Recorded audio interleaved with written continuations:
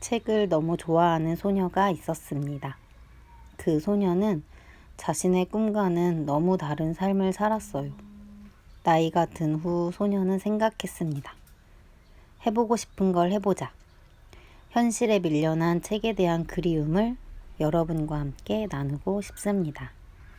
본질을 벗어나지 않는 요약, 돈 시작하겠습니다. 군말, 제목이 돈입니다. 원색적이고 유치하고 수준 떨어지는 느낌이 드는 건 제가 교육받아온 축적된 지난날의 사고방식상 어쩔 수 없었나 봅니다. 그러나 자본주의 시장경제 구조에 사는 내가 돈을 지금까지 그렇게 생각했다는 것이 알고 보니 끔찍한 일이었습니다. 돈은 솔직합니다. 확실합니다. 더 나아가 우리를 인간답게 살 수 있게 해주고 더불어 사는 사회에서 상대를 도와주는데 불편함이 없게 합니다. 새로운 각도에서 돈을 보며 독일의 유명한 머니 트레이너인 보도 세퍼에게 체계적이면서 확실한 실전 투자 기법을 배워봅니다. 인생에 대한 꿈은 누구한테나 있다. 하지만 자신이 꿈꾸는 대로 인생을 사는 사람은 그리 많지 않다. 그 가장 큰 걸림돌이 무엇이라고 생각하는가? 돈, 바로 돈이다. 왜냐하면 돈은 한 개인의 생활 수준은 물론 정신 자세까지도 좌우하는 결정적 요인이기 때문이다.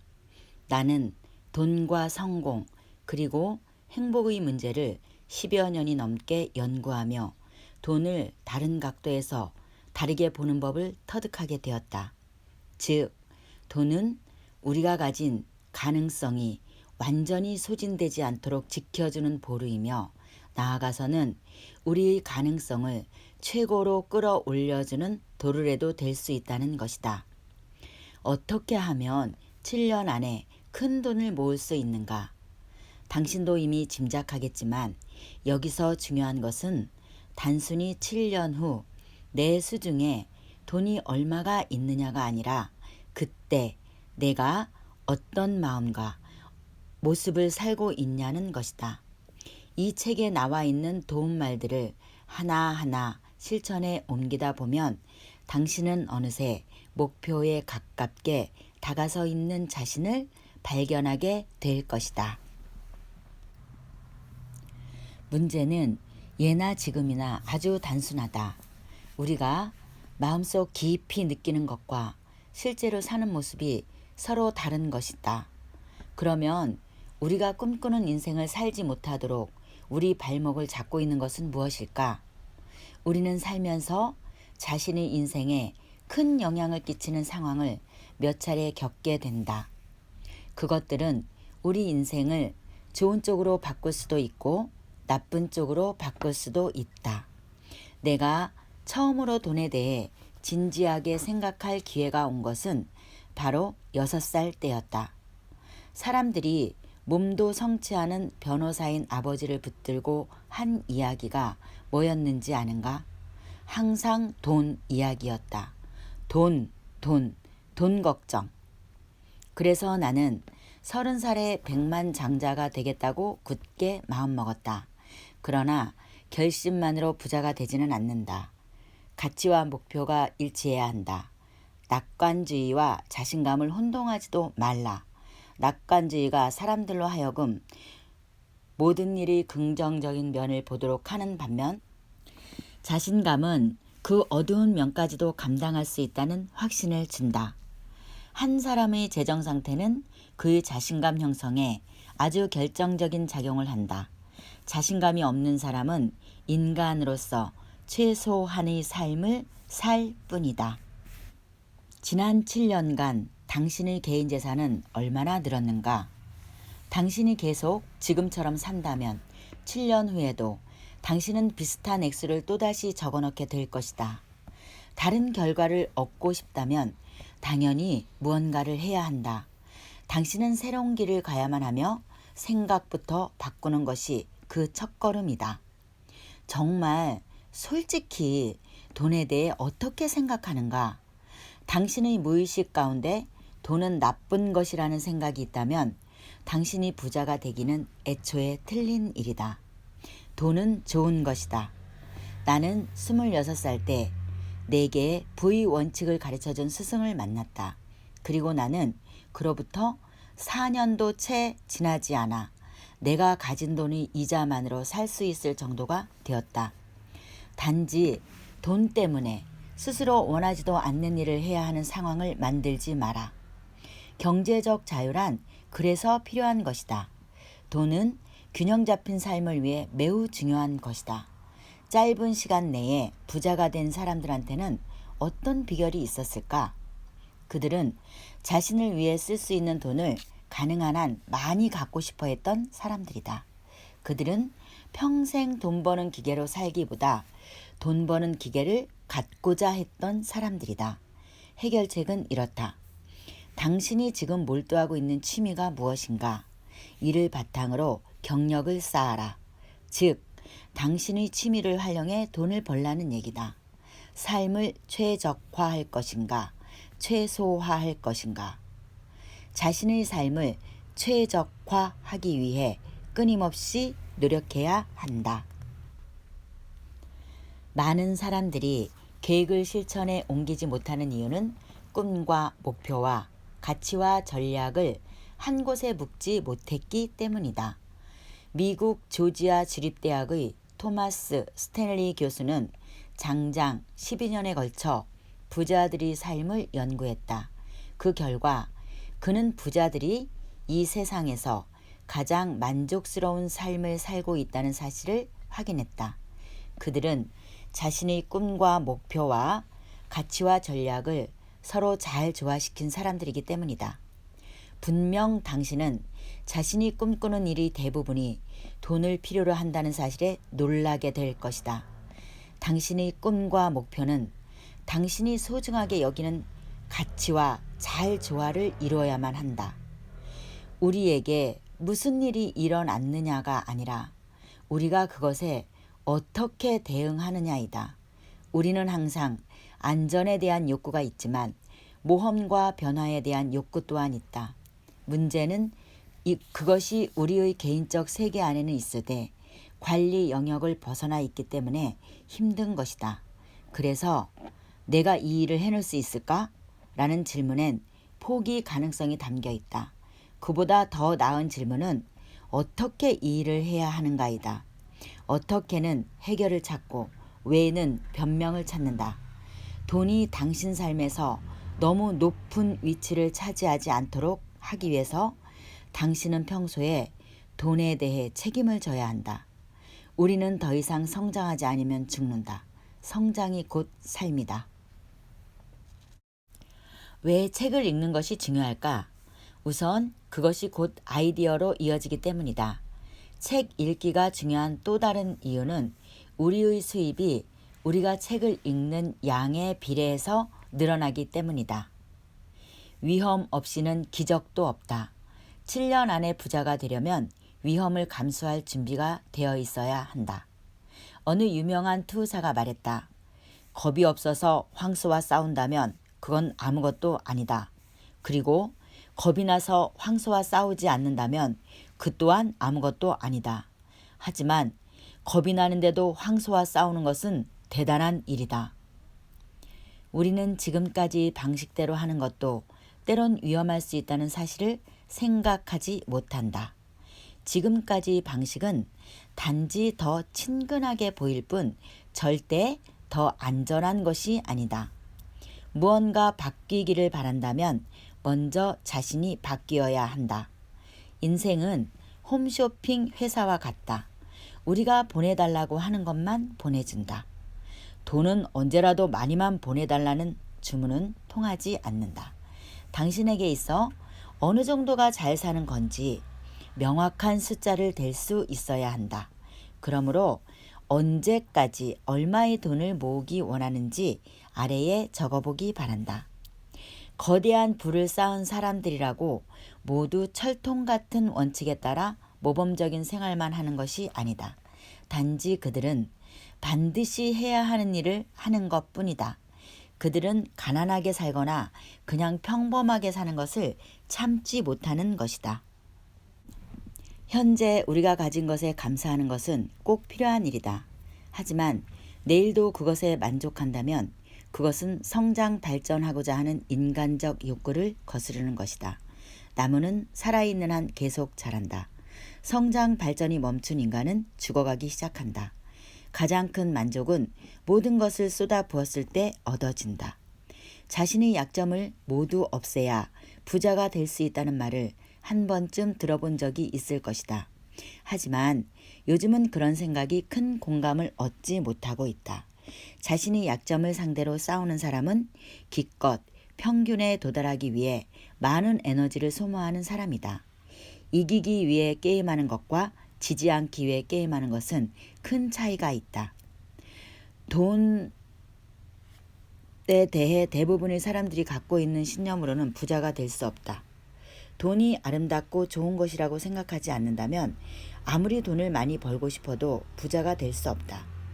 돈에 대한 태도와 그 밑에 깔려있는 확신을 30분 내에 바꾸는 간단한 기술이 있다. 일관성은 절대적 덕목이 아니다. 오늘 내가 어제와는 다른 통찰을 했다면 오히려 방향을 바꾸는 것이 더 일관성이 있는 게 아닐까? 그러면 과거에 대해서는 일관성이 없어지겠지만 진리에 대해서는 더 일관성이 있는 것이다. 신념을 바꾸면 인생이 바뀐다. 낡은 생각을 새로운 생각으로 대체하라. 빚에서 벗어나자. 빚에도 어리석은 빚이 있고 똑똑한 빚이 있다.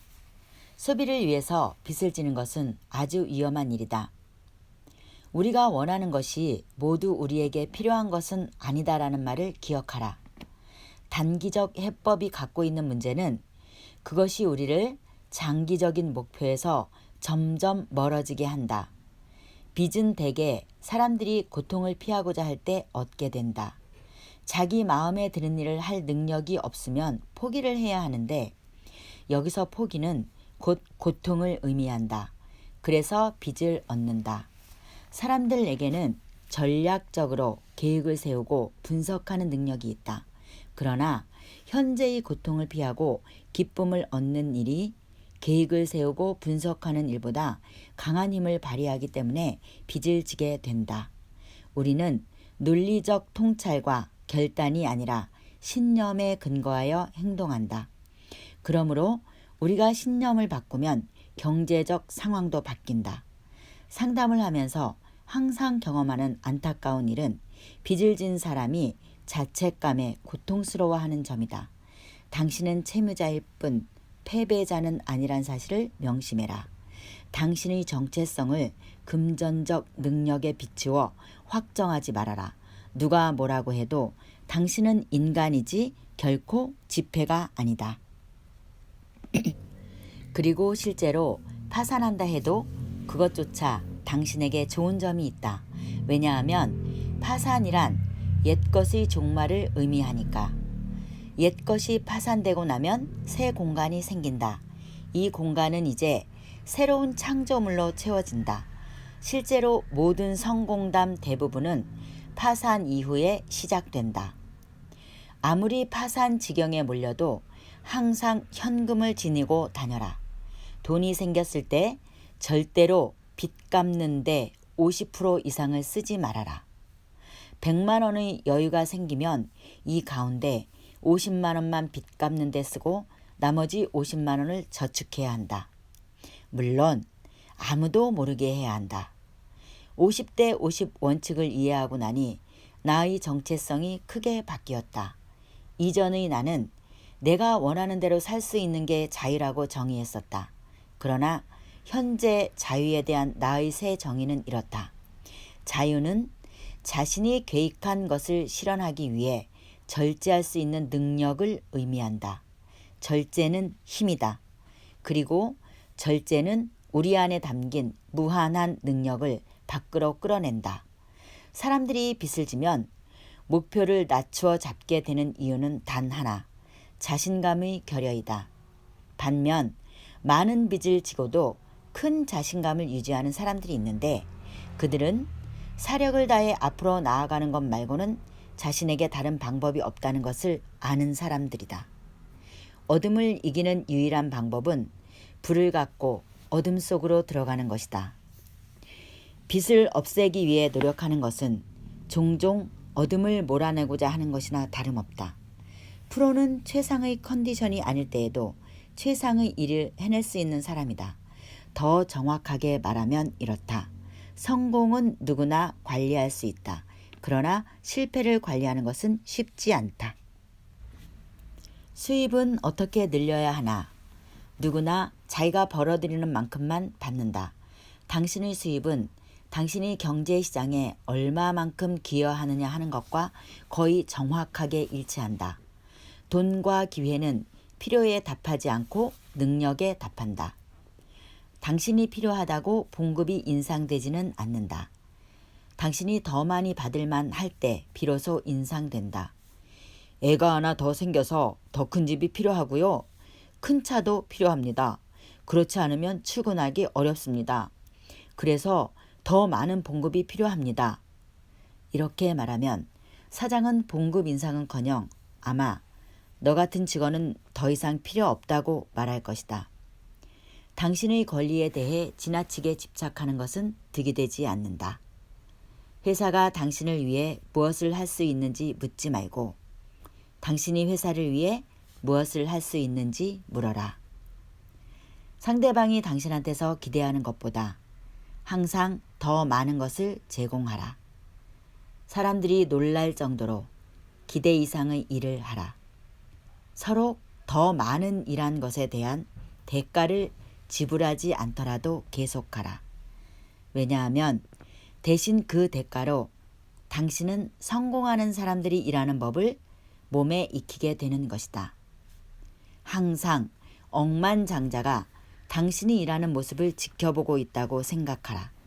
그가 지금 당신을 자기 회사의 파트너로 정할 것인지 결정하라 한다고 생각하라. 계속 공부하라. 공부는 학교를 마친다고 끝나는 게 아니다.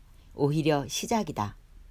10년 동안 돈을 탕진하면 가난뱅이가 된다. 10년 동안 초콜릿을 먹으면 뚱뚱해지고 병이 생긴다. 마찬가지로 10년 동안 텔레비전 보는 것을 줄이고 매일 2시간 책을 읽으면 그 시간에 매일 텔레비전 앞에만 앉아 있었던 사람보다 평균 2~3배의 돈을 더 벌 수 있다. 전문가가 되라. 모든 사람이 다 하는 일을 하는 것은 사막의 모래만큼의 값어치밖에 없다. 당신이 다른 사람들이 하는 것만큼만 할 생각이면 당신은 직접 고객을 찾아다녀야만 한다. 하지만 당신이 경제시장에서 전문가로서 자리 잡으면 그때는 고객이 당신을 찾아오게 된다. 결정적 포인트는 더 나은 능력이 있느냐가 아니라 얼마나 다르냐이다. 일이 당신에게 유리하게 바뀌게 하려면 먼저 당신 자신부터 바뀌어야 한다. 시간을 전문가가 되기 위해 준비하는 시간으로 써라. 좀 더 많은 지식과 교양을 쌓으면서 미리 준비하라. 당신이 사장이면 당신은 자신에게 월급을 지불해야 한다. 회사 계좌에서 개인 계좌로 말이다. 당신에게 고정적인 월급을 지불하라. 단, 그것은 당신의 최저 소득을 기준으로 삼아야 한다. 회사 이외에 다른 재산을 모으지 않으면 결국 당신의 개인 생활도 회사의 흥망성쇠에 좌우될 수밖에 없기 때문이다. 당신은 자신의 분야에서 얼마나 뛰어난가? 자신의 분야에 대한 전문 지식을 충분히 갖고 있는가? 자기 분야 이외의 다른 분야에 대한 지식도 계속 쌓고 있는가? 전문가로서 자질과 함께 당신의 인격적 자질도 향상되고 있는가? 당신은 자신의 직업에 얼마만큼의 에너지를 쏟고 있는가? 집중력이 얼마나 되는가? 장기적으로 좀 더 많은 에너지를 얻기 위해 건강, 운동, 가족, 그리고 자기 개발에 충분한 시간을 투자하고 있는가? 당신의 상품이나 서비스를 갖고 얼마나 많은 사람을 끌어모을 수 있는가? 당신은 창조적인 사람인가? 좋은 아이디어가 떠오르면 곧바로 적는가? 당신의 상품과 이름을 최대한 사람들에게 알려라. 이벤트를 만들어라. 그리고 앞으로 당신의 고객이나 사업 파트너가 될 가능성이 있는 사람들을 초대하라. 최고의 아이디어가 떠오를 땐 바로 쪽지나 녹음기를 꺼내 아이디어를 붙잡아 놓아야 한다. 아이디어가 좋으면 돈은 어디서든 우리 삶으로 흘러 들어오게 되어 있다. 어려움을 피하기 위해 새로운 일을 찾는 것은 아무 의미가 없다. 하지만 일단 한 분야에서 돈 버는 방법을 터득하면 당신은 다른 분야에서도 잘할 수 있다. 당신이 황금알 낳는 거위나 돈 버는 기계를 갖고 있지 않으면 당신 스스로 돈 버는 기계가 되는 수밖에 없다. 당신의 수입이 얼마이든 상관없이 말이다. 돈을 많이 버는 것만으로는 아무도 부자가 되지 못한다. 돈을 붙잡아 줄 때만 부자가 된다. 나는 한 달에 3천만 원 이상을 벌면서도 빚더미에 앉은 사람을 수백 명은 좋게 알고 있다. 그래서 당신이 현재 버는 돈으로 살기 어렵다면 지금보다 2배를 벌어도 살기 어렵기는 마찬가지이다. 오늘 당신이 100만 원을 벌어 그중 10%를 저축한다면 저축액은 10만 원이다. 그런데 1000만 원에서 10%, 그러니까 100만 원을 저축하는 것은 훨씬 어렵다. 그러므로 지금 당장 시작해야 한다. 오늘 당장 버는 돈의 10%를 저축해라. 저축은 모든 부자들이 지닌 미덕이다. 동서고금을 막론하고 지독하게 전략하고 저축하지 않았던 창업자는 한 사람도 없다. 그들은 최소한의 것만으로 사는 방법을 아는 사람들이었다. 난 저렇게는 못 살아. 저렇게 살 수도 없거니와 살고 싶지도 않아. 이런 생각을 가진 사람들에게 꼭 필요한 말이 있다. 성공하는 사람들은 그렇지 않은 대부분의 사람들이 싫어하는 일도 기꺼이 할 준비가 되어 있는 사람들이다. 90%로 사는 것은 100%로 사는 것과 아무 차이가 없다. 씨앗까지 모두 먹어버린 농부는 아무것도 심을 수 없다. 습관은 수입이 늘어날수록 더욱 굳어진다. 저금 통장을 하나 만들고 18개월 동안 돈을 붓되 저금액을 매달 2배로 늘려라. 복리를 통한 자본 증식에는 시간, 이자율, 투자액 이 3가지 요소만이 중요하다. 10억 5천만 원을 모으기 위해 당신은 35년 동안 매달 20만 원 또는 20년 동안 매달 120만 원 또는 10년 동안 매달 500만 원을 부어야 한다. 그러므로 꼭 명심해라. 일찍 시작할수록 당신이 할 일이 더 수월해진다. 이제 다음 수치 비결을 보면 높은 이자가 왜 그리고 얼마나 중요한지 알 수 있다. 7%, 12%, 15%, 21%의 차이는 상상을 초월한다. 당신이 35년 동안 매달 5만 원을 붓는다고 할 때 이자율에 따른 수익의 차이는 얼마나 될까? 7%일 때 8,336만 원, 12%일 때 2억 6,239만 원, 21%일 때 23억 3,580만 원. 예를 들어 당신이 3배의 이자를 받을 때 들어오는 돈은 3배가 아니다. 당신이 실제로 받게 되는 돈은 거의 30배나 된다. 자본주의 시대에 들어서야 비로소 누구나 부자가 될 수 있는 길이 열렸다. 헤아릴 수 없는 많은 백만장자와 억만장자들이 자본주의적 경제 상황을 기반으로 탄생했다. 그것은 다름 아닌 투자를 통한 자본 증식의 가능성이었다. 잘 생각해 보아라. 자본주의에는 자본이라는 단어가 들어있다. 당신이 자본과 투자를 활용하지 않으면 자본주의는 당신에게 아무 의미가 없는 말장난이 되고 만다. 경제적으로 당신은 석기시대 한가운데 있는 것이나 다름없다. 왜 돈을 불려야 하는가? 흉년에 대비하라. 달콤한 말에 속지 마라. 사람들이 아직 구체적으로 실감하지 못하는 정보화 시대의 영향 중 하나가 바로 이제 우리의 연금을 우리 스스로 준비해야 한다는 사실이다. 커다란 변화가 생기면 거기엔 승자와 패자가 있게 마련이다. 그리고 불공평이 따른다. 우리는 우리를 희생자로 몰아가는 두 가지 환상에 쉽게 빠진다. 첫째, 경제가 호황일 때 우리는 이 호황이 영원히 지속될 것이라고 생각한다. 두 번째는 풍년을 풍년으로 인식하지 못한다는 점이다. 그러다가 흉년이 몰아닥친 다음에야 비로소 옛날이 좋았다고 노래를 부른다. 그러니까 많은 사람들이 지금이 호황임에도 진짜 호황은 좀 더 기다려야 한다고 믿고 저축과 투자를 뒤로 미루는 것이다.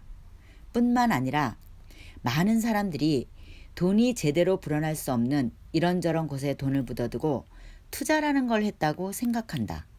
또 어떤 사람들은 투기와 투자를 혼동한다. 투자자는 팔면서 돈을 버는 게 아니라 사면서 돈을 번다. 대공황이 왔을 때 가장 치명적인 것은 그것이 흉년을 대비해서 마련해둔 비상금마저 집어삼킨다는 점이다. 뿐만 아니라 그동안 열심히 저축하고 현명하게 투자해 왔다고 믿는 청장년층의 수많은 사람들도 적지 않은 타격을 입게 된다. 이 대목에서 가장 중요한 것은 어떻게 해야 투자해야 하는지를 아는 일이다. 그리고 투자와 투기, 돈을 투자하는 것과 묶어두는 것을 혼동해서는 안 된다. 그러기 위해선 먼저 알아야 할 중요한 사항들이 몇 가지 있다. 실제로 투자자들에게는 위기야말로 큰 수익을 창출할 수 있는 절호의 기회인 것이다. 어떤 극한 상황이 다가와도 현혹되지 않는 것이 중요하다. 언제고 풍년은 돌아온다. 그리고 흉년도 마찬가지다. 그러므로 과장된 비관론에 위축되지도 말고 근거 없는 낙관론에 사로잡히지도 말아라. 차라리 그 시간에 경제에 대한 안목과 지능을 키워라. 좋은 투자자는 경기 사이클에 영향을 받지 않고 돈을 벌어들이는 사람이다. 그리고 한두 번 잘못된 결정을 하더라도 전체적으로는 돈을 불리는 사람이다. 그것은 기본 원칙을 충실히 따를 때 가능한 일이다. 우리가 경제적 자유에 이르는 데 있어서 결정적인 것은 두 가지 소리 가운데 어디에 귀를 기울이느냐는 것이다. 희생자의 소리인가 아니면 책임자의 소리인가. 살아남기 위해선 배워야 한다. 배운다는 것은 차이를 알아본다는 것이다. 투기와 투자의 차이, 돈을 묶어두는 것과 돈을 투자하는 것의 차이, 평범한 투자자와 전문적인 투자자의 차이. 투자자는 돈을 번다. 그리고 투기자는 돈을 딸 수 있다. 주식은 기본적으로 투기다. 당신이 닭 한 마리를 산다면 그 목적은 두 가지 가운데 하나다. 하나는 닭이 낳은 달걀을 갖기 위해서든가 아니면 더 비싼 값에 양계업자에게 팔기 위해서이다. 두 가지를 다 할 줄 아는 것이 최상이다. 좋은 투자자는 이 두 가지를 다 할 수 있어야 한다. 집은 투자다라는 은행 사람들 말은 맞다.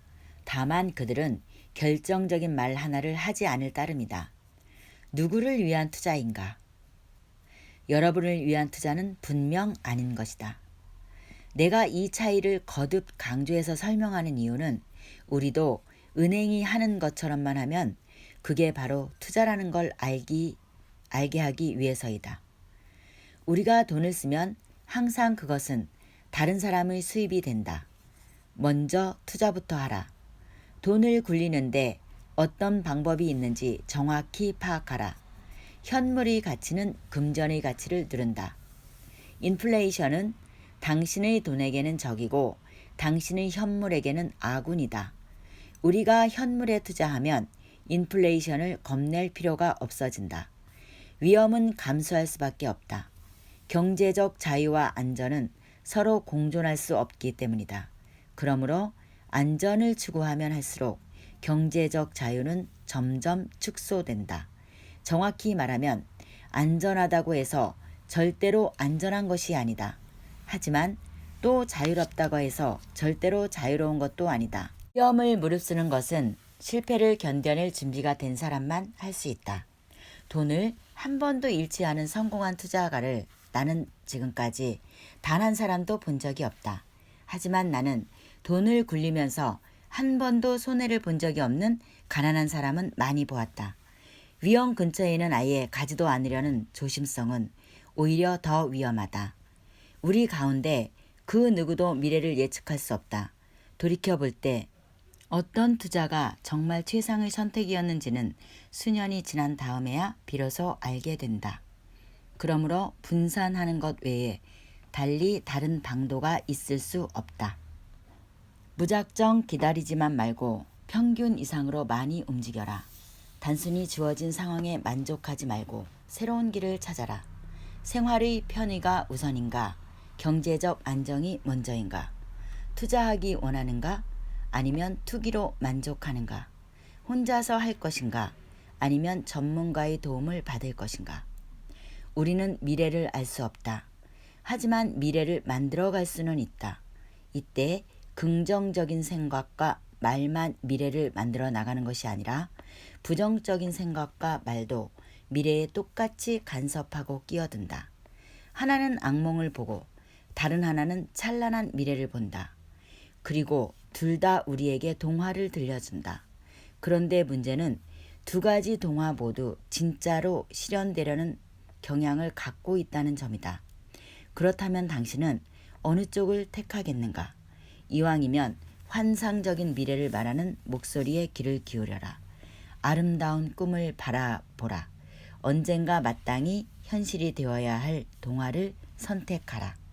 이 계획을 한 발 한 발 따라가다 보면 어느새 당신의 동화는 현실이 되어 있을 것이다. 이 책을 읽기만 한다고 부자가 되는 것은 아니다. 실천을 해야 한다. 그것도 가능한 한 빨리 말이다. 자신보다 더 성공한 사람의 말만 경청하라. 절대 당신보다 성공하지 못한 사람들의 말에 영향을 받아서는 안 된다. 당신이 도와주는 역할을 하고 싶다면 당신의 도움을 필요로 하는 사람들의 충고에 귀를 기울여서는 절대로 안 된다. 모든 성공한 사람의 99%는 상담인이 있었다. 상담인이 확인하고자 하는 것은 당신이 무엇을 말하고자 하는가가 아니라 당신이 어떻게 말하는가다. 당신의 상담인도 완벽한 사람일 수는 없다. 하지만 명심하라. 당신이 필요한 것은 그에게서 배우는 것이지 당신이 옳다는 증명이 아니다.